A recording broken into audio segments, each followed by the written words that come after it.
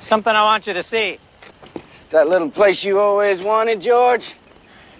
Sorry? What, don't you read? It's from Of Mice and Men. You'd like it. Puppies get killed.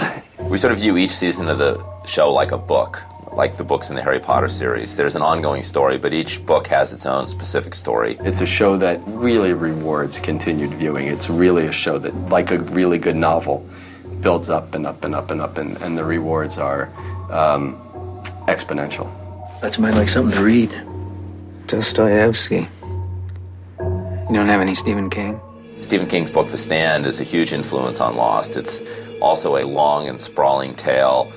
Basically, everybody in the world pretty much has died from this mysterious virus except for a few people, and those few people are sort of merging and gathering and getting to know each other. That really was a great model for Lost. We have castaways stranded on a mysterious deserted island, but really the stories are about the characters and about who they are as people. Season 3 starts with the book club, and the book club is reading Carrie by Stephen King. It's not even literature. It's popcorn. And why isn't it literature, Adam? I'm dying to know. There's no metaphor. It's by the numbers, religious hokum pokum. No metaphor? It's science fiction. Carrie is actually, at least in our opinion, like a really great piece of writing. It starts with a woman who's incredibly alienated in high school, which is something that we can all identify with. This is my favorite book, so I am absolutely thrilled that you can't stand it. There are definitely some parallels between Carrie and Juliet. The idea that Juliet can be both vulnerable and identifiable, but at the same time have the ability in her heart to commit an act of great atrocity is really interesting to us.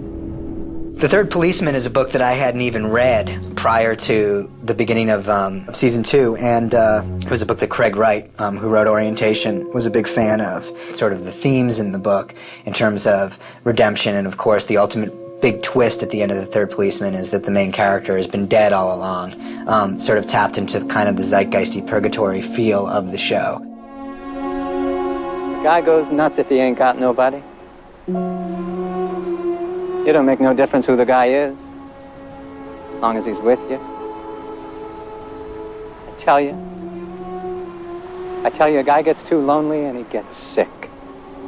What the hell are you talking about? It's from Of Mice and Men.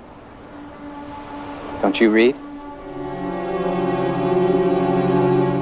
I think there's a great sort of model in, in genre storytelling that kind of goes all the way back again to Dickens with The Christmas Carol. That idea of being able to see your life, knowing everything you know. We figured that we had a real great opportunity to do that just this once with Desmond and explaining how did he acquire this power to see the future.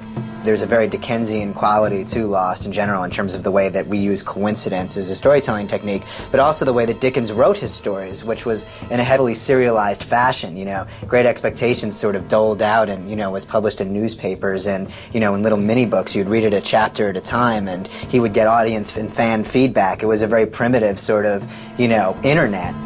I've read everything Mr. Charles Dickens has ever written. Every wonderful word. Every book. Except this one. I'm saving it, so it'll be the last thing I ever read before I die. Nice idea, as long as you know when you're gonna die. There's a fairly well-known story in literary circles that, John Irving has a copy of Our Mutual Friend, and that he says it's going to be the last book that he ever reads. We sort of expropriated that idea and gave it to Desmond. As cheesy as it sounds, like when I was growing up, I'd watch Saturday morning cartoons, and between the cartoons, like, TV actors would be like, reading is fundamental. These racks and shelves contain a lot of books. And they would hold up books and they'd be like, go out and buy this book. How do you feel about them?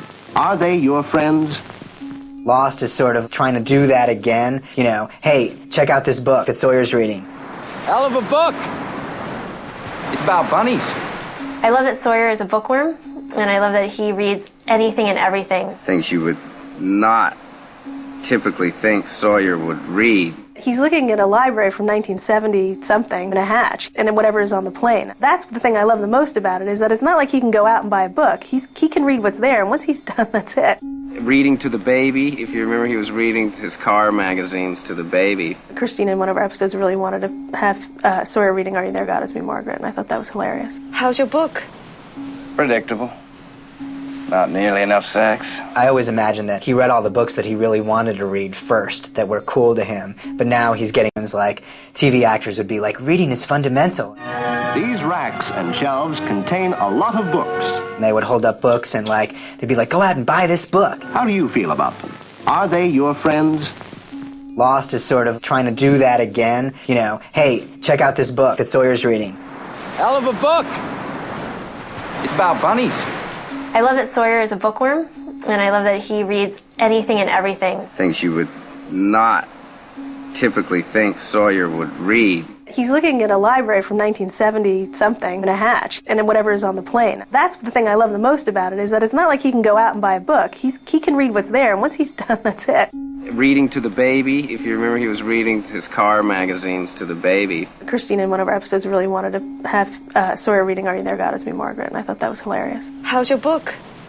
Predictable. Not nearly enough sex. I always imagined that he read all the books that he really wanted to read first, that were cool to him, but now he's getting to the Ayn Rand. Fountainhead's a very intimidating book, but I think that when he started reading it, I think he probably really loved it because there's this character in it called Rourke, a sort of a renegade, who is very much like Sawyer. There's sort of like these mythological stories that are ongoing, you know, referenced in a way over the course of the show. The Wizard of Oz is obviously a big one, and last year the Henry Gale reference kind of kicked it off.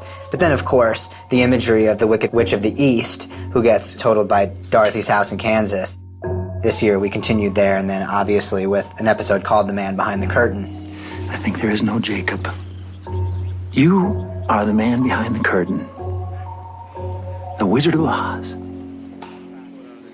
And you're a liar. We've always envisioned Benjamin Linus as that kind of a guy, but maybe now we're beginning to believe that there is, in fact, an almighty and powerful Oz, and if he is almighty and powerful, that might be a very scary thing indeed. Sometimes people think that if you're doing genre television, that it can't also be substantive. And I think in Lost, we're trying to, really address kind of serious thematic concerns. I mean, this is a show where the title Lost is really more about how these characters are metaphorically lost in their lives than literally being lost on this mysterious island. I never realized that. Really? That's pretty cool, isn't it? Deep. People saw the pilot, it was kind of like, oh, is it going to be like Lord of the Flies? In the reality of our world, Lord of the Flies has actually been strangely inapplicable. Lord of the Flies is about a group of kids and how their society basically breaks into two. One is savage and one is civilized. There was an unseen monster, and they started killing each other. But well, actually, it does seem like yeah, I stand corrected. Honestly, the savages are our people, the castaways. Well, you keep defending the others, and I don't know why you do that. They tuck their shirts in, and they have refrigerators. Savages don't tuck their shirts in. Look at you. You're a savage.